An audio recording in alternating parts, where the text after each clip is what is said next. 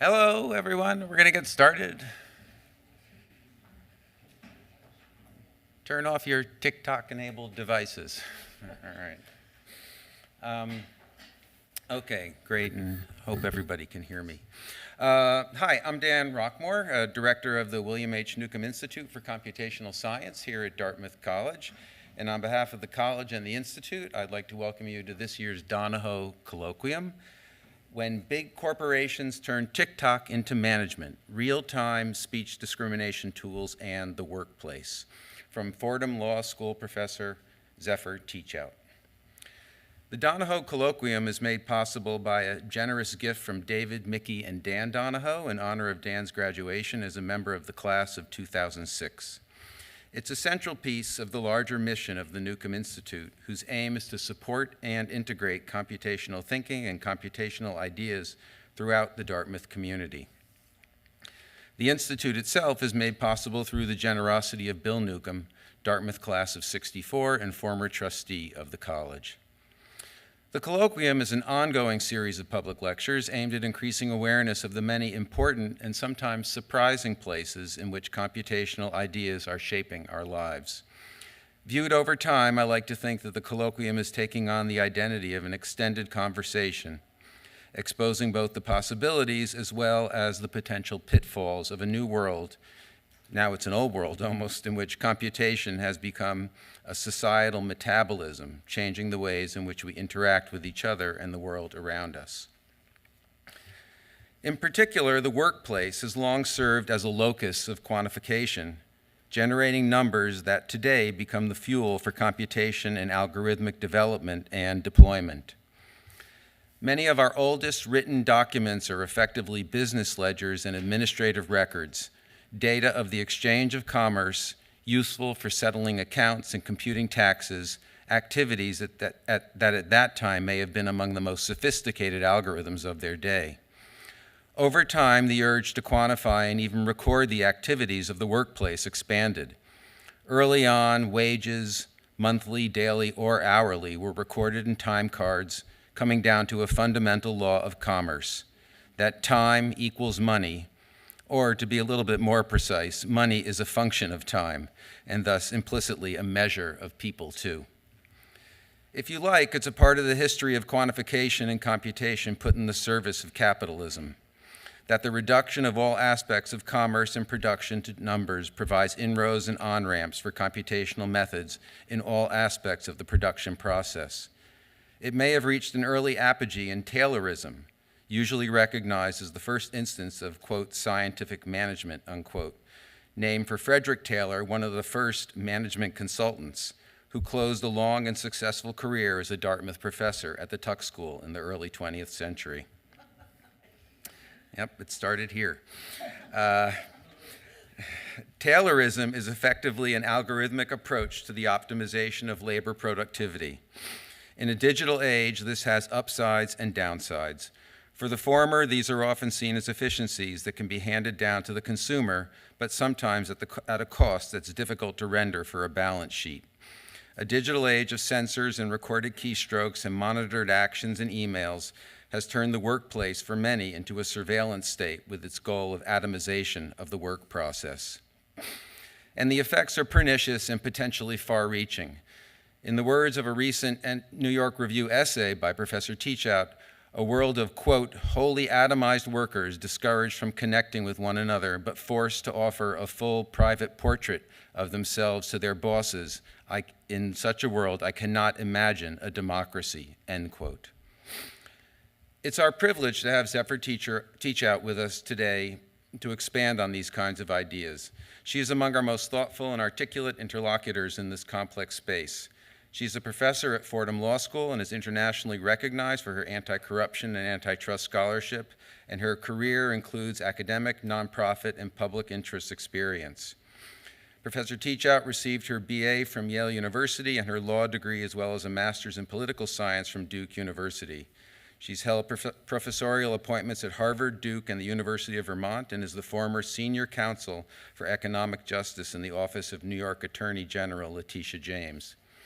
She's the author of 3 books, including most recently, Break 'em Up, Recovering Our Freedom from Big Ag, Big Tech, and Big Money, published by Harvard University Press.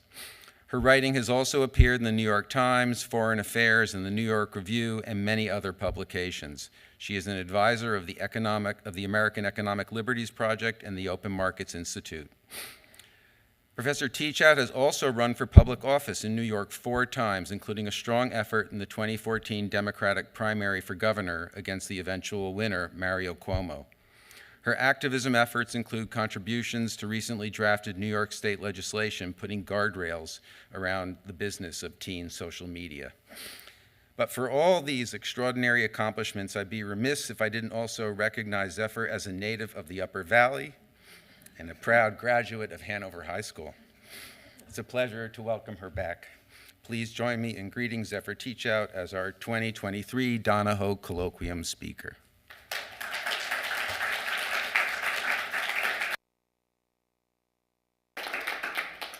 Thank you so much for such a generous introduction. Thank you to the Donahoe Colloquium, to the Neukom Institute, where I had a really rich day meeting with students. It is a real joy to be here. So I appreciate your introduction, but I still feel like I need to prove my bona fides to talk about work. Before I became a law professor, I had a lot of jobs. I was a waitress more than once, not at Lou's, unlike all my friends. I was a farmhand at Killdeer Farm. I was a substitute teacher, a marketing consultant. I briefly cleaned 3-hour rooms in Nashville. I was for a summer, 2 summers, a white shoe corporate lawyer, a death penalty lawyer, and a personal assistant to an extremely wealthy woman on the Upper East Side of Manhattan. And in all of these experiences, I had different relationships to power and speech.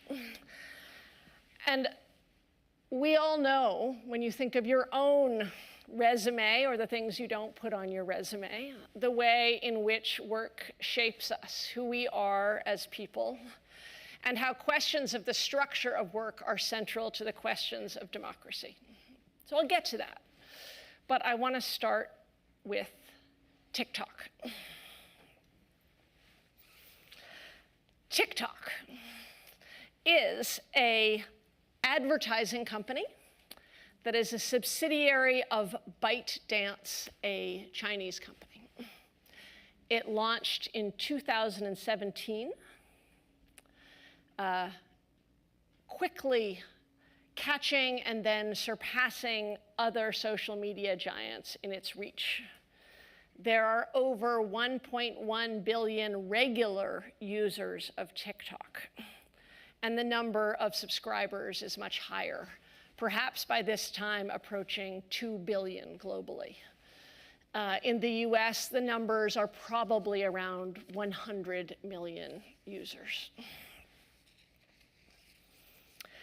In fact, there's recent evidence that it has overtaken Google, which was the website of choice, the #1 for 15 years. It now appears to be TikTok. So, like other TikTok and YouTube are right now competing as the 2 most popular social media sites for teenagers. There's 2 recent reports that show just how much time they spend on it. For those of you who spend your time on Facebook, you are probably grandparents. YouTube and TikTok account for between 1 and 2 hours a day of teen social media usage, followed by Instagram and others. And teenagers spend on average 1 minute a day on Facebook. Again, as the report said this month, probably saying hi to grandma and grandpa. Over half of teenagers get 200 or more notifications a day from social media, including TikTok. So what is this ad company? I hope you noticed the provocation in the beginning. It is an ad company that makes money by selling advertising. And in service of that, it creates a portrait of each of its users, a simulacrum. So TikTok, I am here, but TikTok has gathered, I don't go very often, it's still done this. It's gathered as much data as it can about me.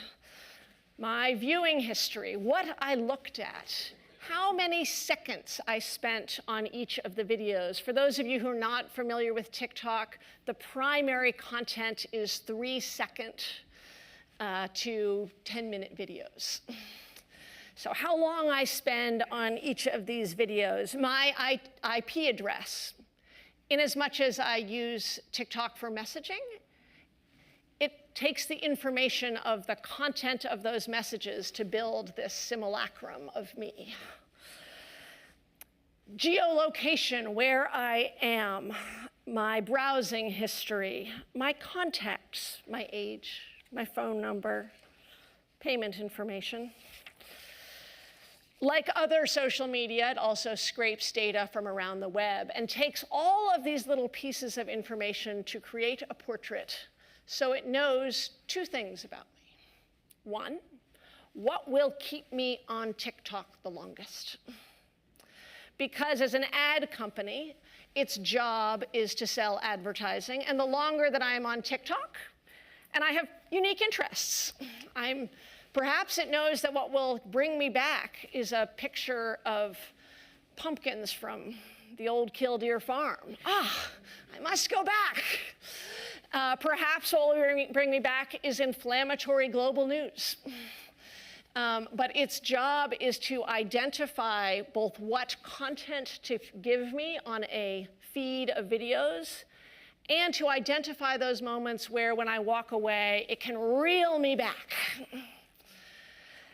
Now, all of this, almost all of this, is happening pretty automatically. So to say that TikTok knows me is kind of a strange thing to say, because the thing that is knowing is not an executive at TikTok. But nonetheless, this knowing, this sort of intimate portrait, means that it knows what I like, what makes me happy, what makes me laugh, what makes me feel like I'm missing out, what makes me sorrowful. It can probably guess what little clip I like far better than anybody who I think of as an intimate friend or family member. And again, speaking to the grandparents, I'm talking to you. So TikTok, we don't know exactly what TikTok's own scientists say. We do know a few things. One is that there is a science of persuasion technology, and conferences and research around persuasion technology, how to persuade this simulacrum to do what TikTok wants. There is a science of reward engineering that has been used both in the old Taylorism and in casinos. You know, mechanisms to ensure that you stay in what's called a ludic loop, continuing to perform the same behavior over and over again, staying online, looking for those little inconsistent rewards. And the effects of this social media are profound. This isn't what this talk is about, but I think it's important to at least mention it before we get on to work. there is evidence that checking social media constantly for teenagers 12 and 13 actually changes the structure of their brains. The brains of adolescents who check social media more than 15 times a day, which is not that often, are shown to be more sensitive to social feedback and more concerned about negative social feedback.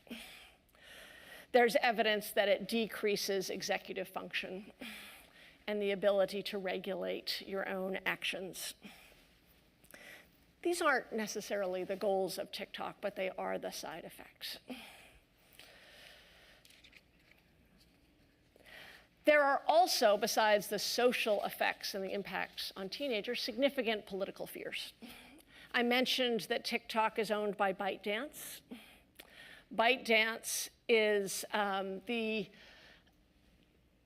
Chinese company that has what is called in corporate law a golden share. Don't we all wish we had that? A golden share is when you don't have majority ownership, but you have the right to veto all major decisions. And ByteDance, like all Chinese Chinese companies, must be responsive to the demands of the Chinese state. So the political fears around TikTok, believe me, this is going to be relevant to work, I promise. The political fears around TikTok include knowing a lot of intimate details about sensitive targets in the United States. And in fact, data on several journalists, including from Fortune, was found in Chinese databases last year. They say they're not doing that anymore, but that is one of the risks. The job of a social media company is to identify my weaknesses. And the job of a social media that is owned by a company that itself has ties to a state could include identifying social weaknesses. But there are also just more straightforward fears. China has a program that some call the borrowed mouths or borrowed voices approach, amplifying the voices of those who are anti-state critics who are not themselves Chinese. We know this program exists. There's research showing that there's at least 200 influencers who have direct connections to the Chinese government.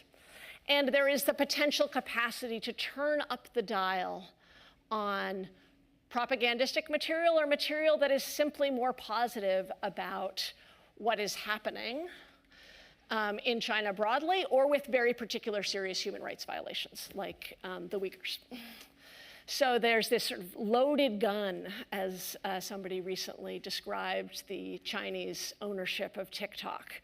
We don't know that it has been used, but there is the capacity to reach those 1 billion global people, 100 million Americans, with amplifying certain messages, turning the dial the other way with certain messages, and also to do so in a targeted way.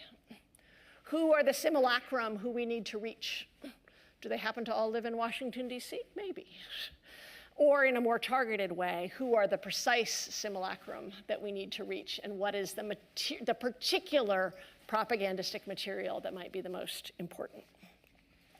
So as a matter of politics, this is very much part of our public debate, how to address the question of TikTok.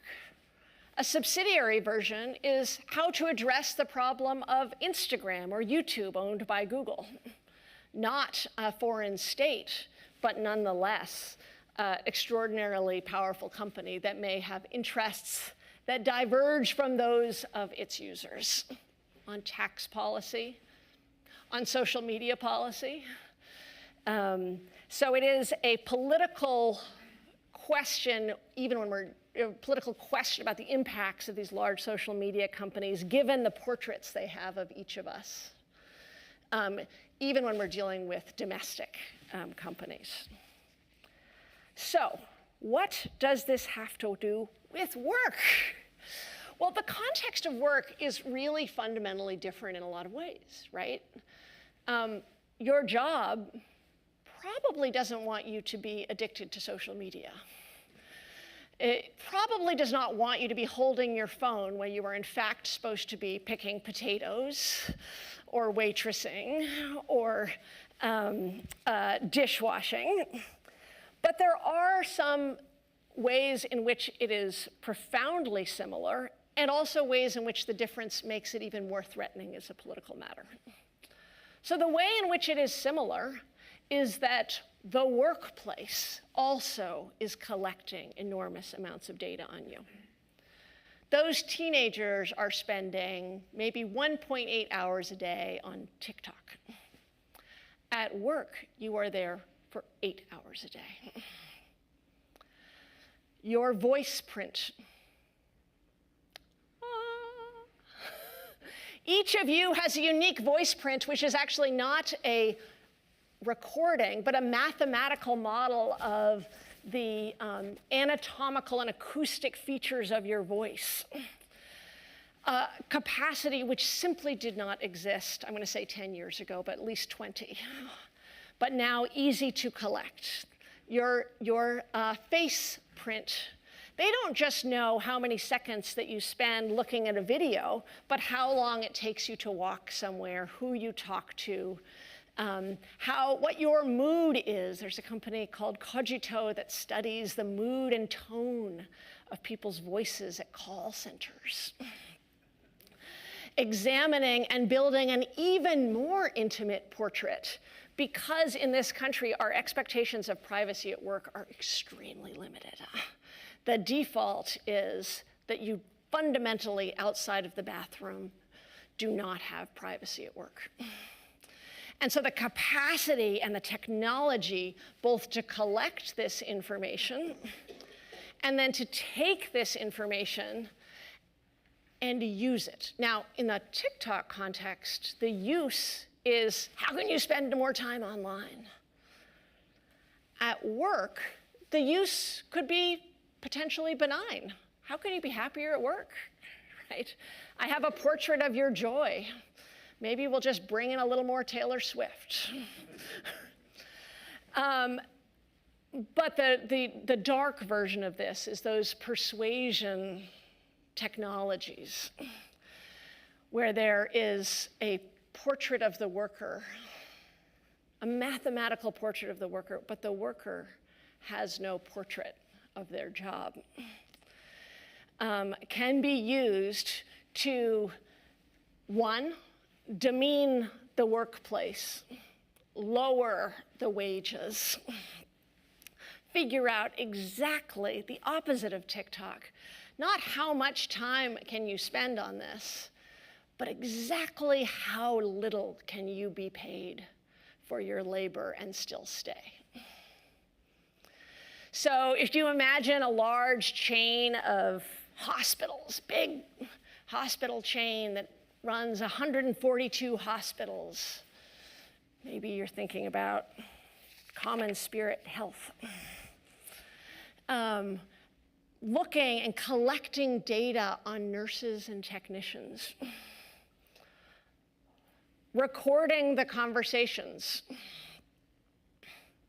taking all that data and feeding it into the same kind of mathematical model to say what we know, not at necessarily somebody at the Common Spirit saying, target her, but that we know that this model doesn't need a raise. Maybe they've got family in the schools, and that's why they won't leave, and so they're geographically bounded. But unlike that, which is part of workplace conversations for millennia, this is done automatically, this collection and capacity to study, to shape, to target not content, but wages. Not content, but benefits. All right, so I know that some of you think this is spooky, and others of you think this is not going to happen. It's crazy. But I want to give you some reports from Uber. Uber drivers do not know why they are paid what they are paid. The driver pay is a black box. What Uber will tell you is that they take a lot of data. You can go find this on their website. They take a lot of data, and they calculate what the right pay should be, what the right fare should be. But drivers do not know what is underneath that calculation.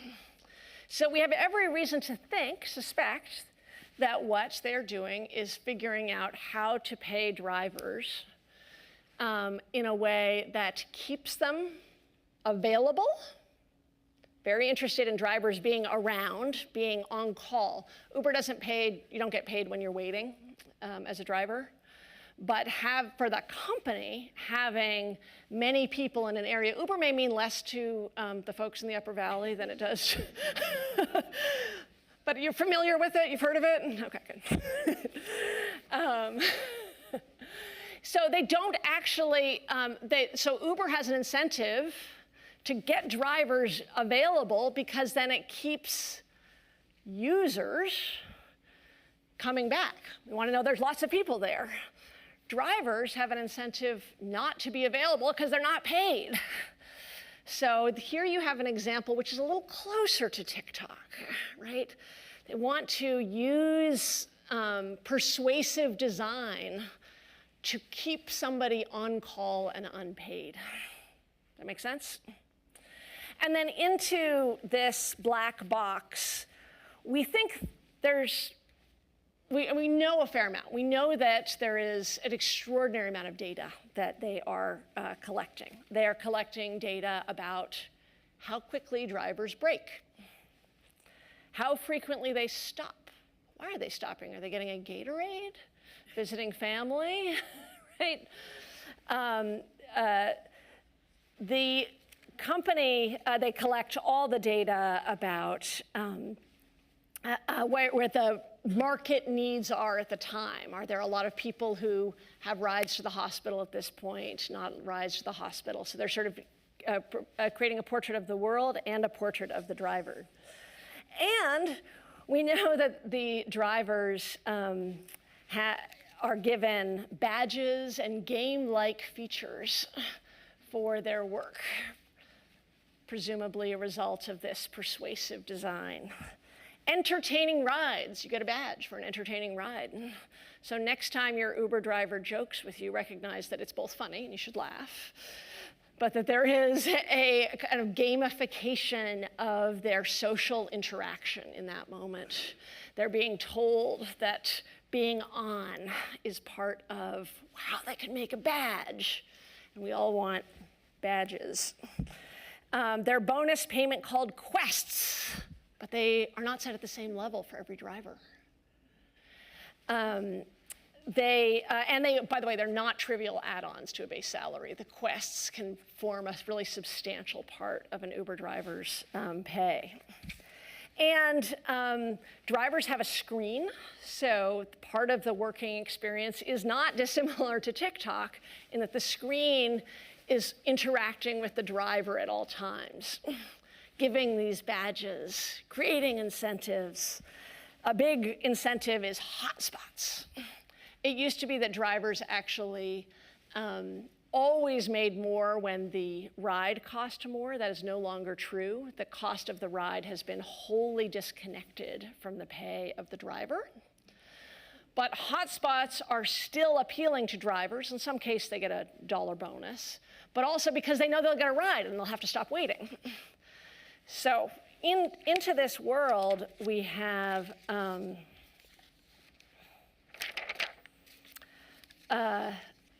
the sort of default of, maybe there's some changes. We have this gamification, psychological tools. Maybe they make the Uber drivers happy, but they certainly are designed to maximize the share of what the driver the share of what the company gets over the share of what the driver gets. If you sort of imagine 3 tiers, it's like what the rider is paying, what the driver is getting, and what Uber is getting. They're constantly adjusting that and individualizing it. They are creating targeted wages. So you want to hear from Uber drivers, I imagine. I'll tell you a few things they have said. A lot of them talk about it as like being in a casino. A lot of them talk about it like being in a casino. That there is a sense of rewards that come inconsistently, and they don't know, because they don't know what they will get. These are just, I'll give you a few quotes. It becomes like a hypnotic experience, one driver says. I drove for 2 hours. I probably picked up people, 30 or 40 people. I have no idea where I went. You get into a rhythm and you begin to feel like an android. So you see the interaction sort of leading to a kind of automation and a loss of a sense of self. Another is saying, I'm not asking for a revolution, I'm asking for fairness. I want to know how much I'm going to make from one day to the next, to have predictability. We talked about how this is arguably an extraction, taking away wages, but there's something else here in that driver's voice, is they're looking for fairness.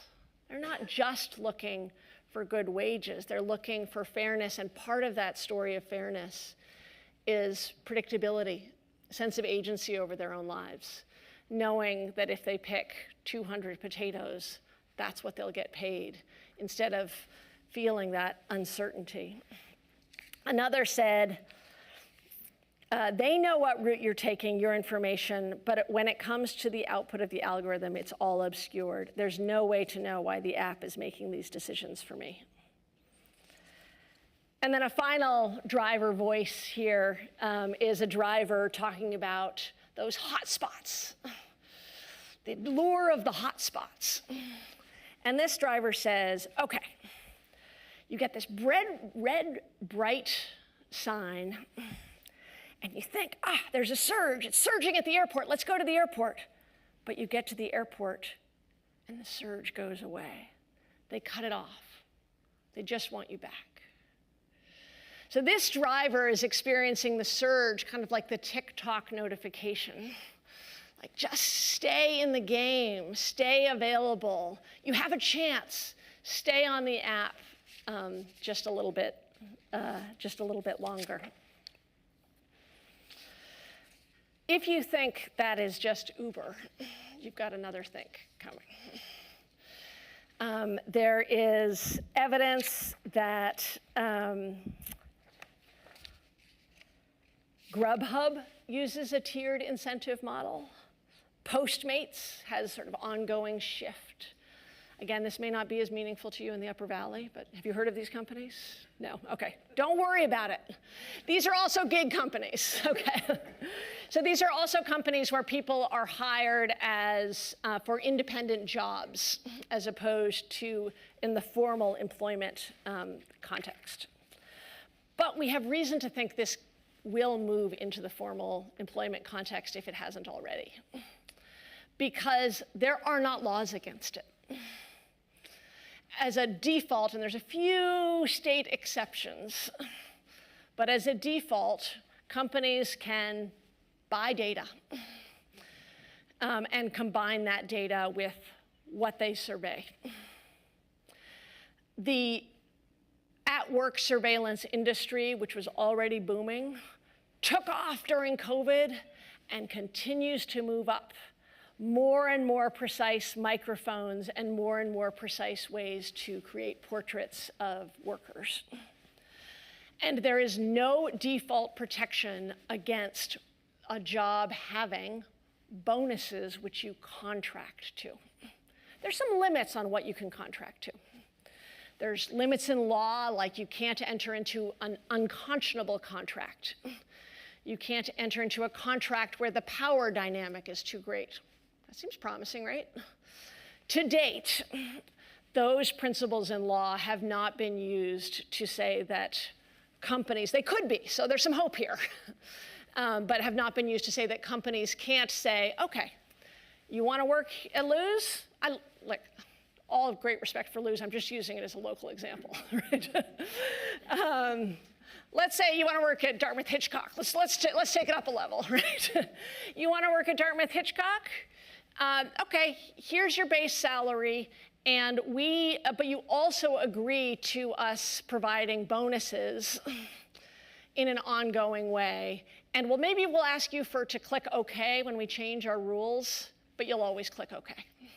Because you are not going to quit your job at Dartmouth Hitchcock because you reject a contract that comes on your screen to say the rules have changed.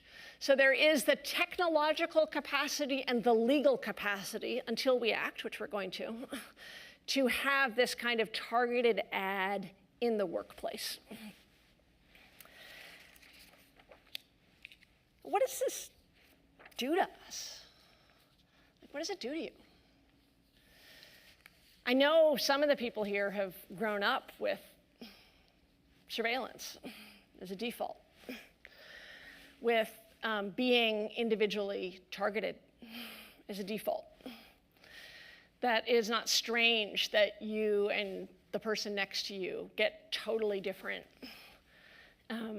content when you're looking at YouTube. That in itself is problematic and isolating. But there's something much more profound when you actually get paid differently and you don't know why you were getting paid the way that you were getting paid. That breaks down a basic social trust. The capacity for my fantasy hospital, Common Spirit, I hope I'm calling it by the right name. Is it Common Spirit or is it Common Health? What? Spirit? Okay. Common Spirit Catholic Hospital with 142 hospitals around the country. Major employer currently negotiating new labor contracts. So now we're not talking about China or Facebook, but we are talking about a very powerful company that has ideological views, has open ideological views. And you, as a worker, know that you are getting paid, you can be paid differently. You don't understand where your wages are coming from. And that the company has a point of view. So what this creates is the possibility for kind of public democratic fear that is really, really dangerous for our politics. As much as I don't love the TikTok business model, and I don't, people who are addicted to TikTok are not going to lose their job because TikTok picks up information, political information about that. But people who are working for a large company that has ideological views, and I'm picking on a Catholic chain, but all companies are coming with some policy preferences, right? That leads to a situation in which it is rational to be paranoid. It is rational to be fearful. And therefore, it becomes rational to just shut up about a lot of stuff. Hannah Arendt talks about democracy as the table around which we come to decide what shall we do. You and I, we're different people. We're around a table. Part of what the total individual treatment of different people, or even the capacity, because the capacity matters. If you've got debt, you care that your employer can degrade your work even if they don't. The power, besides getting imprisoned, losing your job is one of the worst things that can happen to most people.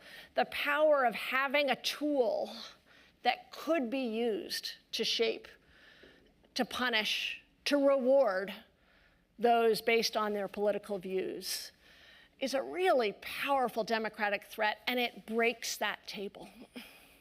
It makes it hard for workers to come together and fight, talk, bring their full selves to work. It leads to temptations to not bring up topics at all, or bring up topics that are aligned with that of your employer. There's a study from about 10 years ago now, and that over 15% of workers reported that they had either personally experienced or witnessed political retaliation at the job. I don't know if that's true, but I know they experienced it, right? They said, I saw somebody either get a demotion or not get a raise. And that's 15% who say they personally witnessed it. The number who believe that their employer cares about their political stance is much, much higher. And so when you add that combination from 10 years ago without these tools to the capacity, it leads to this sense of sort of structural paranoia. When, for my book, I talked to chicken farmers, it's relevant. Chicken farmers who look like, they're like Uber drivers. They're independent.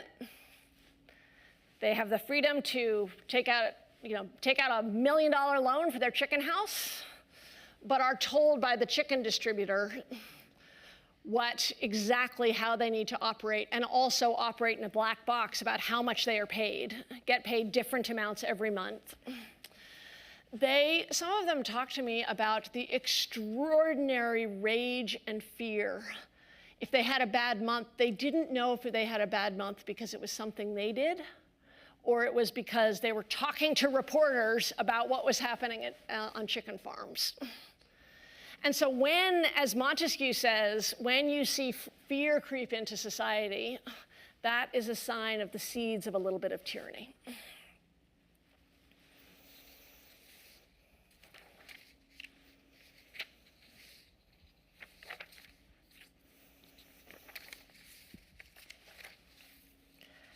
I also want to talk about, we're going to get to the hopeful part, I promise.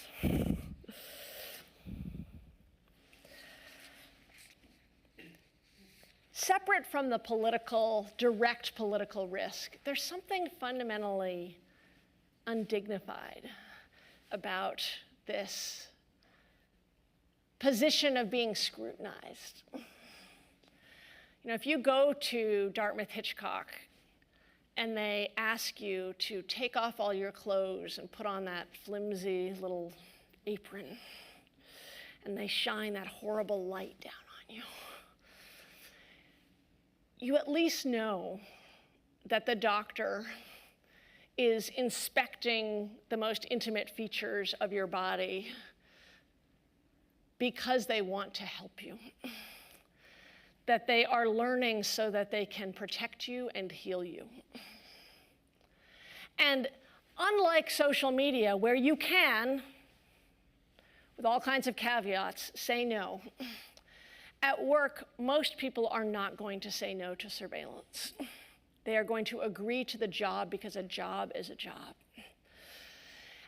They agree to have their intimate self inspected and known, but not by a doctor who has an obligation to care, not by a nurse who has an obligation to heal, but by an entity that is fundamentally cold and has an interest in extracting as much value from you as possible, as opposed to an entity that loves you, cares for you. And I think that indignity, too, has a democratic cost.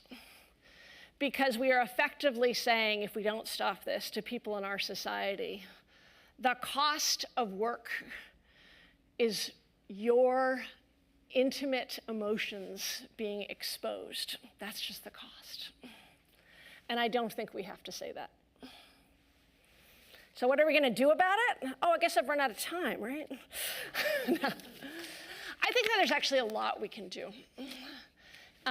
This is an area, and we should do it now. Because right now, this is happening at chicken farms. It's happening with Uber. It's happening with DoorDash. But it is not actually, even if the surveillance is there, that individually targeted wages is not the default norm. And so I think we have an opportunity now. And I would call on the old, two different aspects of our legal tradition. The first is the most obvious, which is privacy, and that we should be banning collection of certain data, pure bans. There's things that you cannot collect. We are not going to do a weighing about whether it is more efficient or less efficient. It is not part of the bargain of work for you to expose yourself. The second is the anti-monopoly tradition of breaking up big companies. Because part of the reason that these companies can do this is because they dominate marketplaces. And if you are a dominant hospital chain and a nurse who wants a job, you don't have too many choices. So that we can use the old anti-monopoly tool of saying, we want to change the bargaining power between the worker and the job so that it is plausible to imagine that in that bargaining you say, I'm taking a fixed wage. I will not accept my wage being modified. That asymmetry that exists now can be changed by labor law, but also by anti-monopoly law. And the last part of anti-monopoly law that really has a lot to tell us comes back to the Reconstruction era and the Grangers who took on railroads. And when those anti-monopoly Grangers took on railroads, you know what they didn't like? They didn't like price discrimination. They didn't like different farmers having to pay different amounts to get on the rails. They didn't like different farmers paying different amounts to store their grain in grain storage facilities. They saw non-discrimination, the idea that all should be treated alike in commercial workplace, as a core of anti-monopoly work. If there are going to be these choke points, they have to treat all comers the same. So in Ida Tarbell's famous tract about Standard Oil, she said, the sentiment against discrimination on account of amount or for any other reason is strong in this country. The country so buzzed with the discussion on the duties of railroads that reporters sent from the Eastern newspapers commented on it. Nothing was commoner, this is Tarbell, on the trains which ran the length of the region than to hear a man explaining that the railways derived their existence and power from the people. Corporations are public entities. That their charters were contracts with the people. We allow these to exist. And here's the key. A fundamental provision of these contracts is there should be no discrimination in favor of one person or another. So we often think of anti-monopoly as just being about breaking up, and that's critical. But it's also about the non-discrimination principle.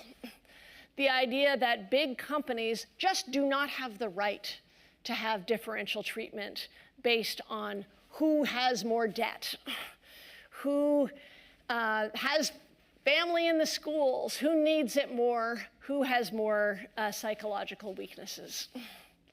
So I think there's an extraordinary opportunity here to call on the anti-discrimination provisions in the Interstate Commerce Act, the first major anti-monopoly bill that preceded the Sherman Act. Before breaking up, we first said no discrimination. And that means no differential treatment, because so much power is collected by those railroads when they can treat different farmers differently.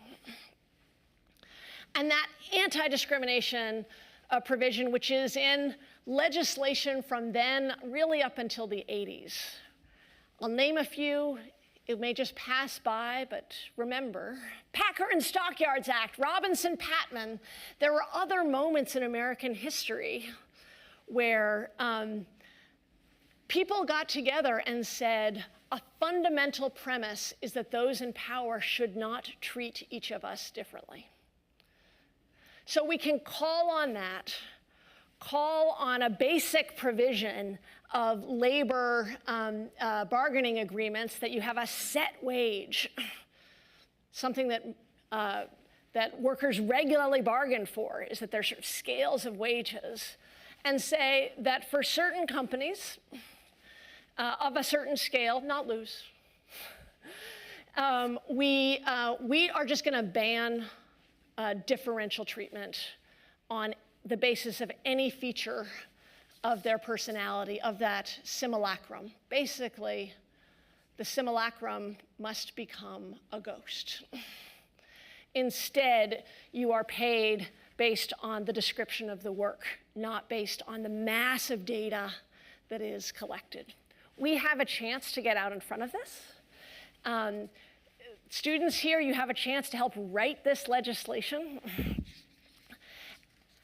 And we all have a chance to fulfill our fundamental obligation as a democracy, which is to ensure that the people who live in it, who are not just consumers but workers, retain their dignity and are free to debate and discuss, even if the boss of the company town doesn't want it. Thank you very much.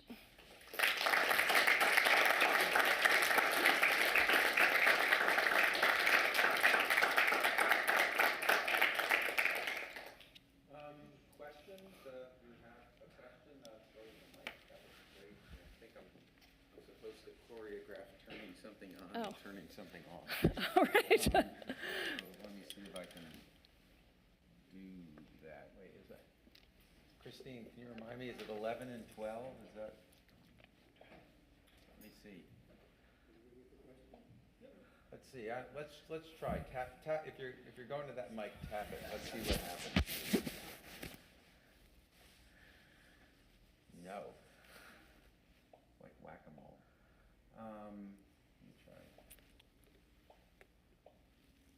Try again. All right, you know what? We're just going to have to speak loudly. Sorry. All right.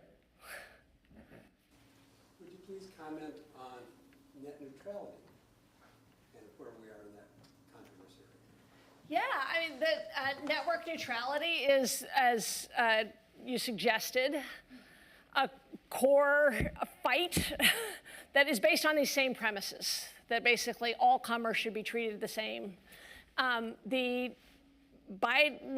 Obama administration, after significant grassroots effort, passed net neutrality rules. The Trump administration undid it. I feel confident we're going back to net neutrality. And this is, I think it's important to not stop there, but to use the net neutrality as yet another example of non-discrimination is everywhere in our society. There's all these rules. There's sort of sometimes there's a thinking like, you can discriminate against anybody in any way you want unless it's on the basis of race, sex, national origin, religion, or unless it's utility. And so there's sort of a vision of society which is like mass discrimination. And I actually think we are moving, part of the reason I care about this so much, I think we are moving to a society that threatens to be that. A friend of mine calls it discrimination nation. where everything is targeted and individualized, but not personalized by the person, but created. One of the things I really want to do is say, look, there's non-discrimination rules everywhere, and we should use them in this moment. There's non-discrimination rules in property law, in contract law, in insurance law, and just sort of one of the projects I'm working on now is collecting all of these different sources of non-discrimination law. Those two bills that I mentioned in passing were other versions of non-discrimination law, and say this is more normal. This is part of what we do to have a fair economy. So I'm actually quite hopeful that we are moving towards net neutrality.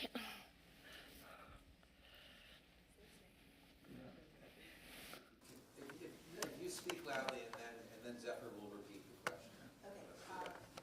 Thank you so much for the talk. Can you just comment on the EU's recent Digital Services Act and how, what implications it might have, for European countries and maybe for the U.S. as well? Oh my gosh. Yeah.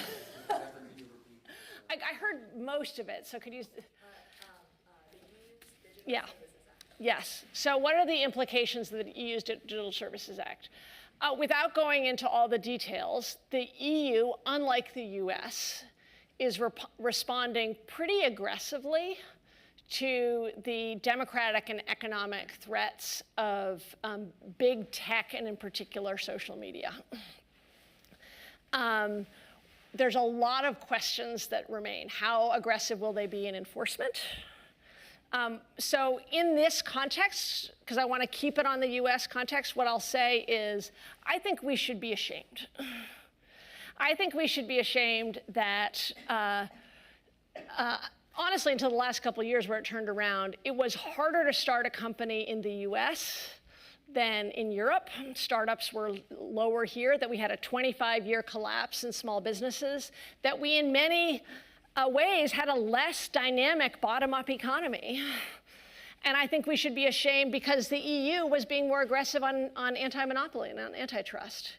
And when it comes to big tech, there has been a much greater sense in this country of impotence. Sense like, we've got a First Amendment, what can we do?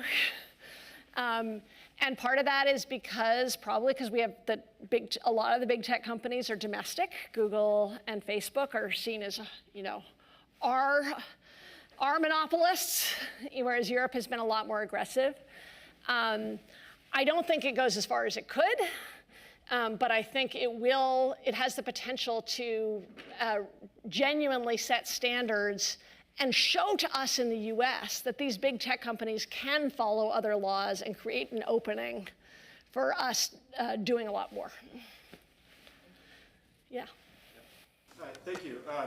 So it sounds like your primary argument is that we need to step in at a legal level and make certain behaviors banned. We need to ban some data collection and things like that. I'm wondering if there are any positive things that we can do, even in a legalistic framework of, let's say, making these algorithms transparent to the users or requiring businesses to prioritize different things in that algorithm rather than just prioritizing profits, say, at the cost of everything else. Are there ways to legally require these businesses to shape how they're using this technology rather than just banning different things?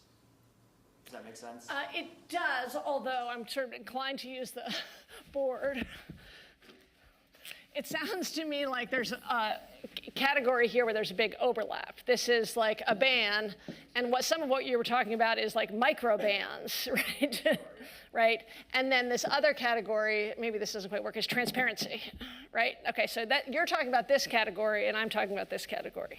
So I think transparency is great, and probably not going to do the job. So. Amazon, there's an Amazon transparency bill, California, which passes. If we know Amazon's algorithm for wages, I don't know that that will actually change very much because it isn't necessarily actionable knowledge. And this is all pre-AI. Like, if you add AI on top of this, I really worry that there'll be that your response will be the response of the industry. We'll open our books. You won't be able to understand it. You won't be able to act on it, right? So if you look at, say, let's talk about those Uber drivers that I were talking about that are sort of in a sense of just a total lack of agency, like they're working. So really imagine, what would it mean if we said, okay, here's the algorithm they used for those 3 months. They change it every 3 months. It's constantly changing. So I really, really feel like we should be moving towards the ban model. And when you say prioritize certain things over profit, there have been some proposals in the social media world to basically say we should give social media companies a fiduciary obligation to an obligation of care, an obligation like the obligation doctors have, a special high-level obligation of care to the users. I think that is wholly unworkable because their business model, their job, their true fiduciary obligation is to increase their profits. And I blame us, like we should change the rules, right? Because it's not a compatible thing to say my job is harvesting your organs and I have a fiduciary obligation to you. Like those just don't work together. And so one of two things happens. It either breaks the whole system, which may be fine, but far more likely you end up sort of playing in the foothills where it's like, okay, I have a fiduciary obligation not to do this one really, really bad thing, but outside of that. So thank you for teeing up the two proposals that I'm the most skeptical of. Let's go over there first. Thank you very much for a fascinating talk. I'm wondering if you can comment about potential bad behavior in these directions by state governments. Yeah. So, by states, By the United countries. States. No, I mean by domestic V50 states. The United States or Yes. the individual states? Well, the individual states collectively, some Right. right-leaning, some left-leaning. Take Right. a pick. Yes. Right. So I have to learn more about the Twitter lawsuit and I apologize, but I haven't looked deeply into it, and I want to learn more about it. But if I understand correctly, you may be talking about instances in which governments start working with executives at big tech companies to affect the dial, to change the dial one way or the other. I am really deeply opposed to that. And unlike some of my friends in the Democratic Party left, am very worried that we should not, in the name of caring deeply about our democratic health and deeply about our public health, I do not think that should mean we give the government the power to decide what is good and bad for our health. So part of the reason that I'm most interested in bans is because they, I believe, will do a better job of keeping that close relationship between big tech companies and governments. You may like this government, you may not like the next one, whoever you are, but I do think there's a very profound and meaningful vision of protecting our communications infrastructure from governmental control in this country. So you know what our first non-discrimination law was? Very first, one of the best? Post office. The post office cannot charge different amounts, except based on the weights. The government can't open the mails, right? And that importance of the non-discrimination rule in the post office, to me, is what we're talking about. I am glad the government can't open the mails, but right now, if we go a different direction, we're saying, oh, it's okay for the government to open the mails in these instances. I don't want to go that direction. So there's really clear different approaches, and I am concerned. Thank you so much for the talk.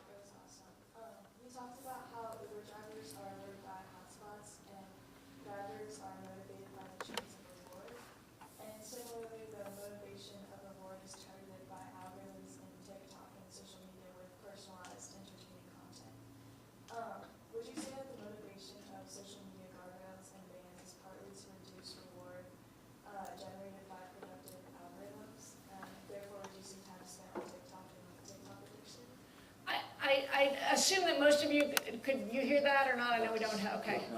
So first of all, great summary of my talk. You did the whole job. But after the summary, the question was, is the goal of these bans to sort of reduce time online, to reduce the use of these techniques?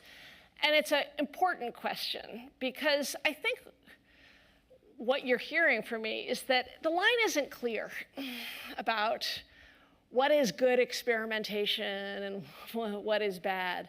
But there's something really disturbing about powerful companies using our weaknesses against us. And so when I say the line, I'm going to do another one. Here we have like good experimentation. Potlucks on Fridays. More communication with different of your coworkers. Figuring out what makes people happy at work. And then here we have addiction. Right? That says addiction. I think the line here is not totally clear, right? Where there's some things that we want companies to experiment. We want a kind of innovation, the energetic economy, where we are building and trying and playing. And we want people to experiment with different management techniques. Like, we don't want to be stuck in the same Taylorism forever. And that means experimenting with different ways to reward behavior. It's just that there's a whole category that feels a lot more like just using just exploiting addiction. And so identifying which one of those tools is closer to this and not this is hard. It's hard. I think personalized, targeted, individualized wages is closer to, it's not addiction, it's not the same, but is closer to addiction in its, in the way in which it feels exploitative and manipulative instead of innovative and energetic. Did you have a question? Yes. I'll just speak a bit louder so that everyone, even though I'm quite close to the So one of the things about modern discourse on political issues and on social media and the media and just in general is that we're talking a lot about social issues and not really about economic issues. And of course, breaking up companies, antitrust, and this stuff in the workplace is economic. Why do you think that is, that we don't really talk about these really important economic issues? Whew. So I think these issues are core economic issues. Core. Amazon changes prices. There are 2.5 million times a day that Amazon changes its prices. Prices change every 10 minutes. I'm just using this as one example. Amazon's goal is to figure out exactly how much you will pay and how much of that it can get, right? So when you have targeted wages in the Uber context, Uber's goal is to figure out exactly how little they can pay drivers. That's a driver of economic inequality, to take those with vast vats of data and give them the power to use that vast vat of data to figure out what somebody who just wants to buy some ketchup, how much they will pay. And that absolutely exacerbates economic inequality, as does concentrated power. One of the reasons Joe Biden has come out so strong on antitrust is the evidence that workers are losing as much as $10,000 per year because concentrated power reduces their bargaining power. So I reject your premise. I think that these are deeply tied together. And maybe that wasn't your premise, but But I think there is another way in which I could read your question, which is that there is a tendency, not in my talk, which was, of course, about economic inequality, but in general to talk about social issues. And there's a lot of different possible reasons for that. I am not as convinced, but it is at least plausible that social media plays a role there in making, high emotional content. High emotional content keeps people on websites. So high emotional content is maybe more likely to be social. But it's a totally unsatisfying answer. I felt really good about some of my other ones. That one. One last question here, and then we're going to wrap up. Okay. So, how do you propose we ban the collection of personally identifying information? How do you propose that we implement that? Because at a technical level, the internet is not really set up in a way, like the standards that we all use to communicate do not preserve privacy. If you connect to my website, I can see the IP that you're connecting from. Yeah. If you render a graphic from my site, I can collect your GPU fingerprint. So this kind of stuff is like I can do very innocuous things. Seemingly, if you read my code, I make everything accessible to you. I can still collect lots of information about you. And then in the company's data center, supposing maybe they don't collect any really identifying information, but they just have sort of malicious processing of the information that they already accumulated, or they have malicious processing that makes previously not identifiable information into identifiable information. I love malicious processing. It's a good band name and a great description. On the server side as well, Yeah, right. I can't verify that you're running the code that you claim to be running. So Yeah. I don't know how you could tell a company you're not allowed to do this task, and then really prove that they're not doing that task. Okay, so you're right, I give up. No, it is really important, really important. It will not be perfect. But let's say you ban the use of individualized data in either serving content on social media or at the workplace. You would do what we do very imperfectly in the housing context. So anti-discrimination laws, speaking of non-discrimination laws, one of the core non-discrimination laws are that you cannot discriminate, for instance, on the basis of getting a voucher, Section 8, or race in housing. We know this is violated all the time, but it's a really important law that establishes a really important norm, and the best way to find out about it is typically through testing. And that testing actually does reveal where there are repeat violators, because you can see the patterns. So it's an imperfect answer. And the reason I think it's an important question is I think that's where a lot of us will go, and understandably, to we can't control this. But if you make it a legal violation for Amazon, for instance, to pay two people differently based on anything other than their work, the task that they have been assigned, the job description.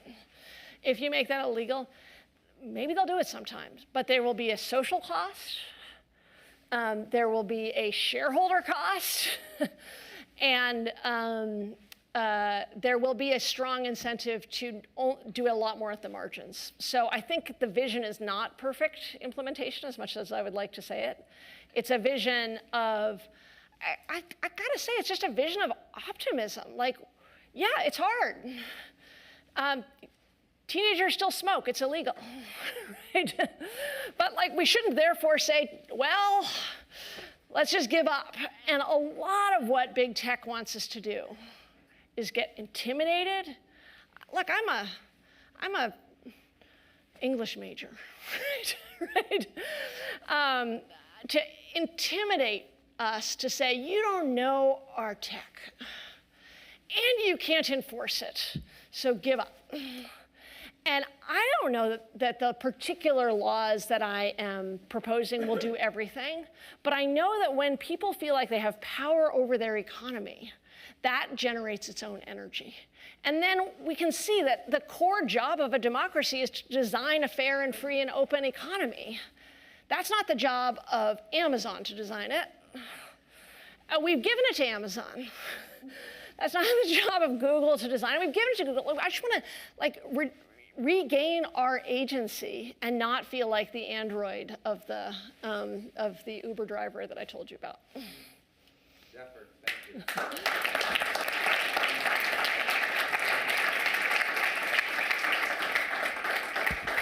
Great questions, thanks. There's a little reception outside. Thanks to Justine Allen and Casey Hess for setting everything up. And thanks for coming. Hold your data closely.